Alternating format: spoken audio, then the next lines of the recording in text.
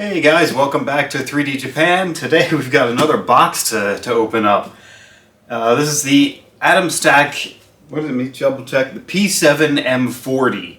This is a laser cutter and engraver. It should be really cool. They say it can cut up to 10 millimeters thick wood. I'm really excited to check this one out. It's supposed to be really easy to assemble. So let's get into it.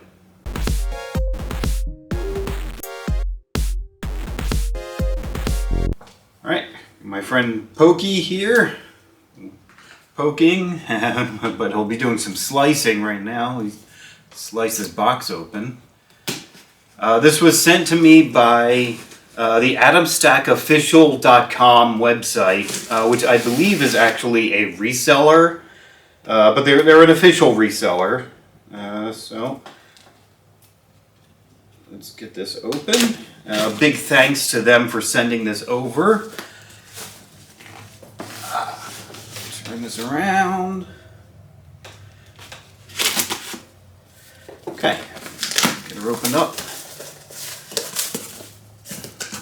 Yeah, it comes in this really nice retail packaging, and it is very tightly packed in there. I might have to tip it out. Okay, we got it out of the box. This is definitely very nice packaging when I'm used to just getting a cardboard box. So let's look in here. We got a picture of the engraver in the front. This side, let's see, it says fixed focus and filter glass. Fixed focus laser with flame retardant, panoramic filter glass. 2 millimeter safety distance while protecting eyes. So they say that this one, it has this filter glass around the laser, so it does not come with safety goggles, and it says you don't need to wear them. Now, I will probably be wearing them just in case. I was going to show, oh here we go, I have a pair right here. So yeah, I will probably be wearing those just in case, you only got 2 of these.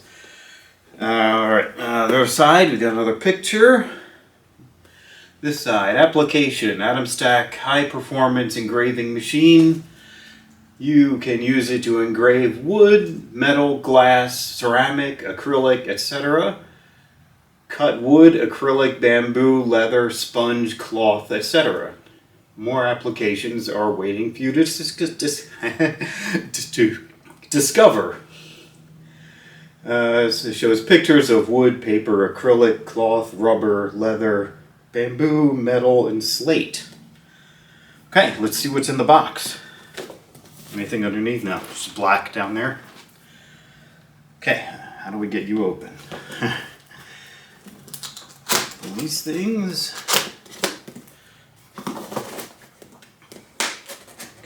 Okay. There we go. All right, so on top we have the piece of metal. I think this is meant to put it underneath of your material so you don't damage your table or anything. I've got this nice slate down here, so I don't have to worry about that. But it's nice that they include that. Let's get this foam off. Out of there. I've got an instruction manual. Definitely be reading this, because this is a little bit different from the ones that I've done before. Looks like it includes quite a bit of good information. Color photos. Yeah. So that will be handy. Let's see what all we have in here. That's more foam. This looks like one of the legs. And also includes the power supply, or the control unit, I guess, and the power switch.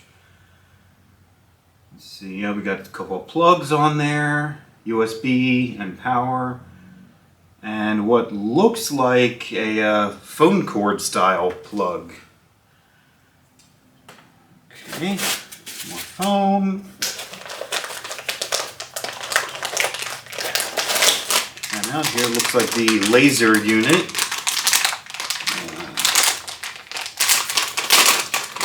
open. This looks like a really high quality machine here. That safety glass on the front there, it actually looks like a mirror from the outside. Yeah, and it has a knob for focusing, for moving it up and down. It is fixed focus, but the knob will move it up and down. And from what I read, it seems to have a fairly large focus area. The area that stays sharp. So it should be able to cut pretty thick things. Okay, let's put that down. Put that here. I have a bag of tools and sample things to experiment with. Some acrylic, some wood. Should be interesting. I got a power cord, always gonna have that. This is the US power cord, thankfully. The other part of the power cord. More foam. More foam. Okay, we have the main gantry.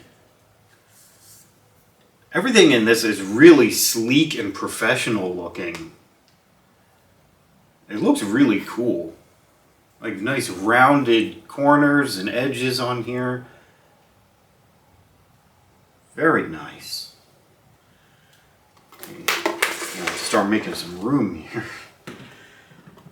Okay, we have, this is a USB cord, USB cable, some more foam. Okay. This foam out of here. And we have a piece of metal with a stepper motor on one end. This appears to be, it's a cantilever design. This appears to be maybe the arm that sticks out over top of your work. Okay, we'll set that down. Anything else? Okay. We have a bunch of these plastic feet that you could use to raise up the laser if you're working on larger things.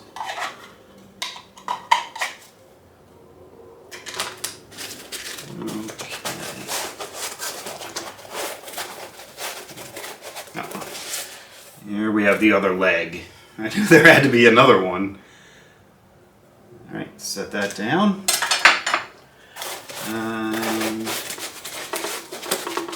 Don't feel anything else in there. Just got a little packet of silica gel. Just to make sure there's nothing under here. Nope, it's empty. So that is everything that comes in the box. Okay, so that's everything that's in the box. I will be taking a look at the instructions and getting this assembled. Be right back.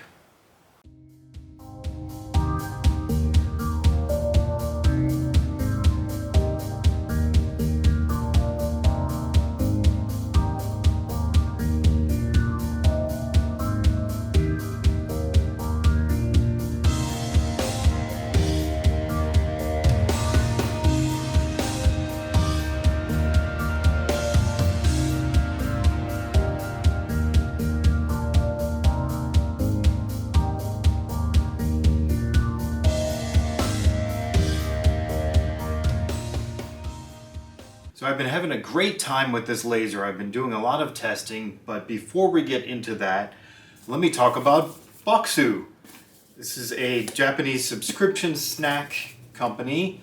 They'll send you out a box like this every month, and they're traditional, authentic Japanese snacks. So take a look inside, and we get a booklet which tells us all kinds of things about the snacks that are in the box. And it has amazing, beautiful pictures in there. But the actual snacks, These are really good snacks. I've been going through them and enjoying a lot of them. I haven't gone through them all yet, of course, but they're amazingly good so far. And if you are interested in these, I have a code for 10% off. That's 3D Japan. And you can click the link in the description below and order some for yourself. Okay, so let's watch some engraving while I go over the specs.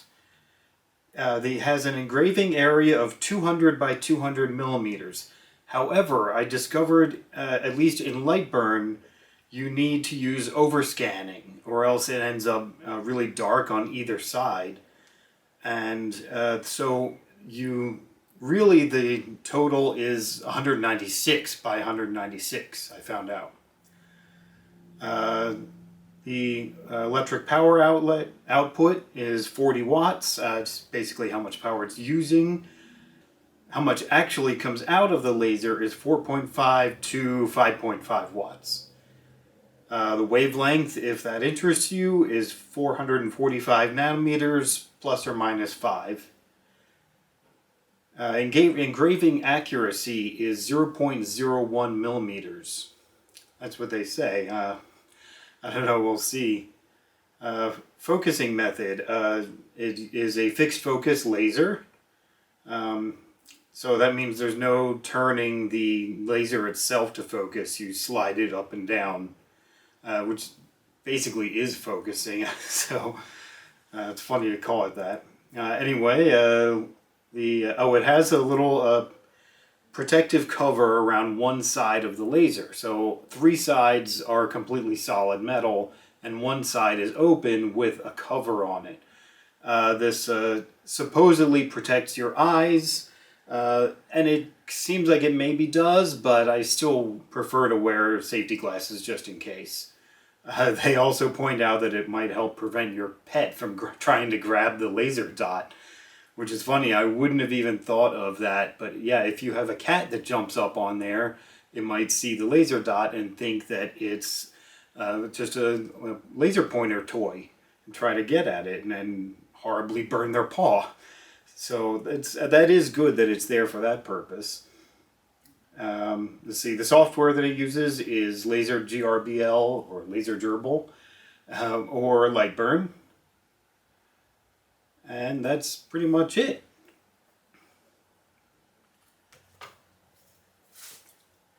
So it is really sturdy. It's all solid metal, and it looks really cool, to be honest.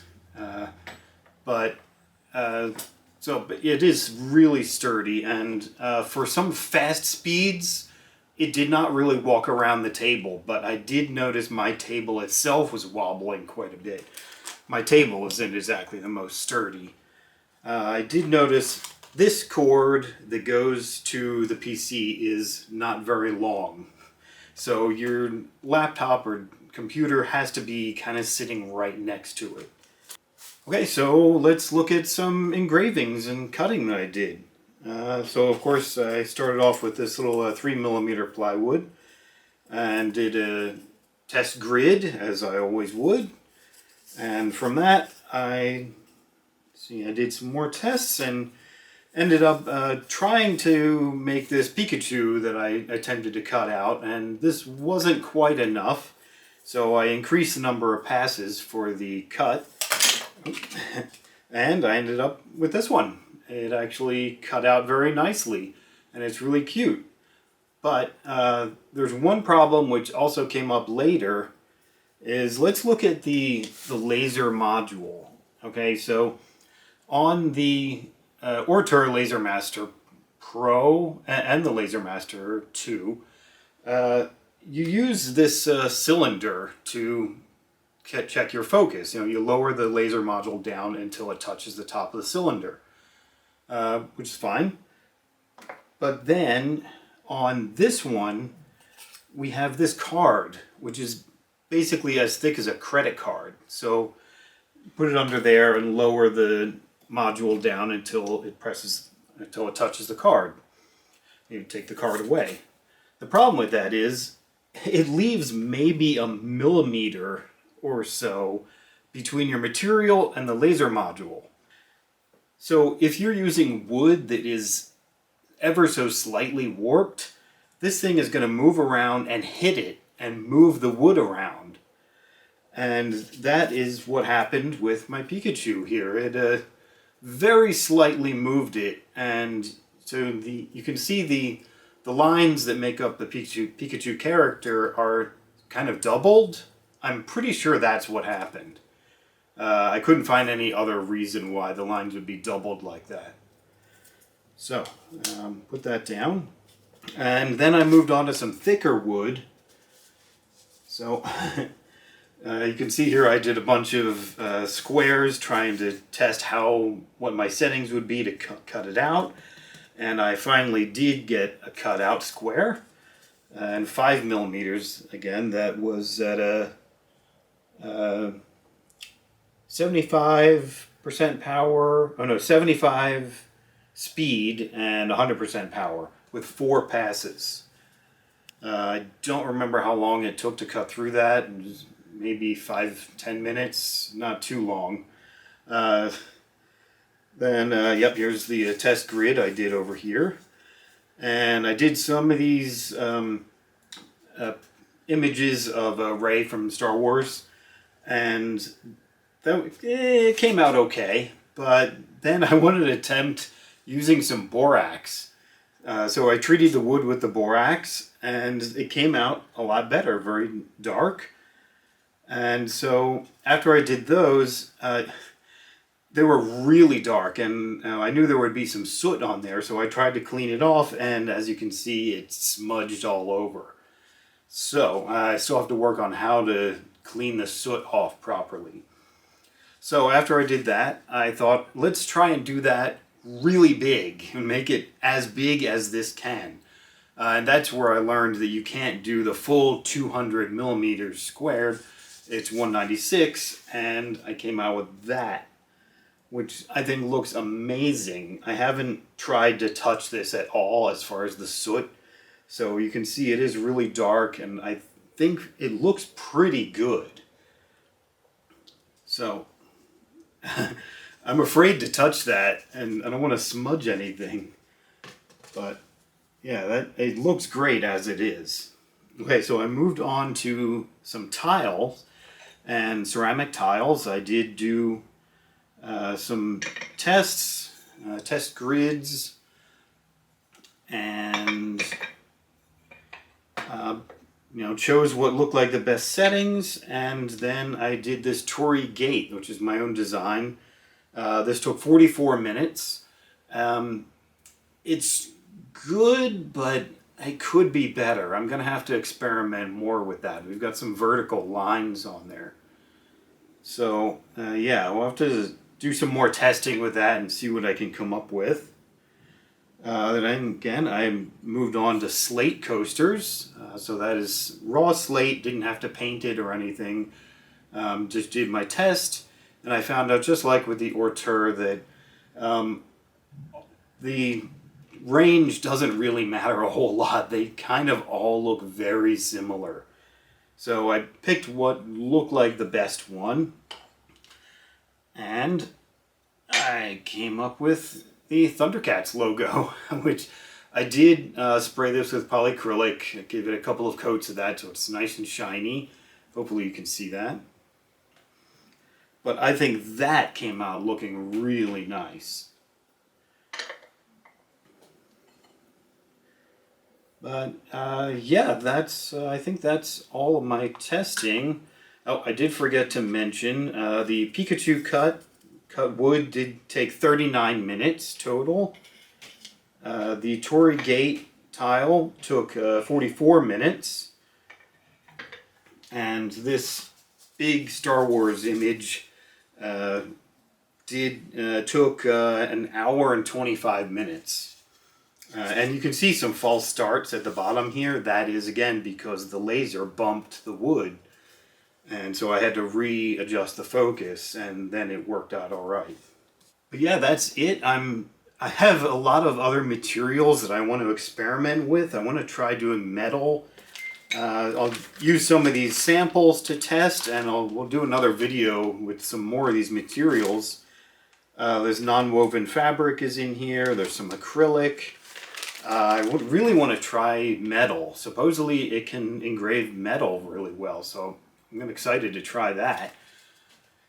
So yeah, that's it. If you enjoyed this video, please subscribe. I could really use that. Please like the video. If you have any questions, leave a comment down below. And I guess I'll see you next time for more with the Atomstack P7 M40. John Nate.